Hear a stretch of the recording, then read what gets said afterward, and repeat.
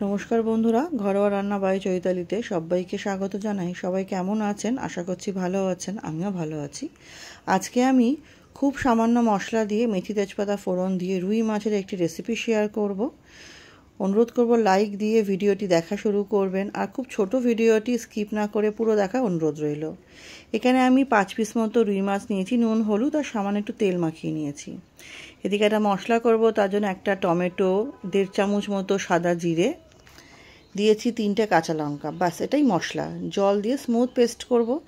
আর এদিকে কড়াইতে তেলটা গরম হয়ে গেছে, মাছগুলো একটা একটা করে ভেজে নেব। নতুন বন্ধু যারা আমার এই ছোটো চ্যানেলে নতুন ভিডিওটি প্রথম দেখছেন, আমার রেসিপিটা যদি সামান্য হলে ভালো লেগে থাকে চ্যানেলটি সাবস্ক্রাইব করে পাশে থাকা অনুরোধ রইল। পাশে থাকা বেল আইকনটি প্রেস করে অল নোটিফিকেশানটা অন করে নেবেন, যাতে চ্যানেলে যখনই নতুন রেসিপি আপডেট করা হবে সবার আগে আপনাদের কাছে নোটিফিকেশান পৌঁছে যাবে। আর রেসিপিটি ভালো লাগলে অবশ্যই লাইক শেয়ার করে নেবেন। মাছ ভাজার পর যে তেল ছিল তার মধ্যে আমি দিলাম হচ্ছে ওই 1 চামচ মতো মেথি ফোড়ন। মেথিটা কিন্তু ভেজে আমি ফেলে দিই, কারণ মেথি তেতো হয়ে যায়, মুখে পড়লে ভালো লাগে না। তারপর তেজপাতা ফোড়ন দিয়ে 5-6 সেকেন্ড নাড়াচাড়া করে বাটা মশলাটা দিয়ে দিলাম। বাটা মশলাটা দিয়ে এটা আমি খুব ভালো মতো কষিয়ে নিতে হবে। এর মধ্যে আর কিছুই দেব না, সেরকম মশলা বলতে দেবো হলুদ গুঁড়ো, স্বাদ অনুযায়ী নুন দিয়ে দেবো, আর দেবো কাশ্মীরি লঙ্কার গুঁড়ো। কোনো রকম ধনের ব্যবহার এর মধ্যে করি না, ধনে ব্যবহার করলে টেস্টটা নষ্ট হয়ে যায়।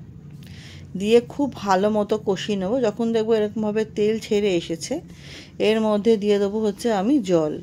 জলটাও কিন্তু খুব একটা বেশি দেবেন না, কারণ এটা হয় গ্রেভি, ঝোল ঝোল হয় না এই রেসিপিটা। ফেসবুকের বন্ধু যারা আমার রেসিপিটি ফেসবুক থেকে দেখছেন, আমার রেসিপিটি সামান্য হলে ভালো লেগে থাকলে পেজটি ফলো করে পাশে থাকা অনুরোধ রইল নতুন নতুন রেসিপির আপডেট পেতে। আর অবশ্যই ভালো লাগলে লাইক করে দেবেন, শেয়ার করে দেবেন। জলটা দিয়ে মশলার সাথে জলটা ভালো মতো মিশিয়ে নিয়ে এর মধ্যে আমি মাছগুলো দিয়ে দেবো। মাছগুলো দিয়ে মিনিট ওই 4 মতো 5 মতো ঢেকে রাখবো, যাতে খুব ভালো মতো ঝোলটা ফুটে যায় আর মাছের মধ্যে যাতে ঝোলটা ঢুকে যায়। এরকম একটা রেসিপি হাতে যখন সময় খুব কম থাকবে চটজলদি বানিয়ে দেখবেন, খেতে যেমন অপূর্ব হয় সেরকম গরম গরম ভাতের পাশে দারুণ লাগে। আর সব সময় ওই মাছের একঘেয়ে রেসিপি খাওয়ার থেকে একটু তো অন্যরকম খেতে ভালোই লাগে। বাটির মধ্যে যেটুকু মাছ ভাজার তেল ছিল আমি সেটাও দিয়ে দিলাম।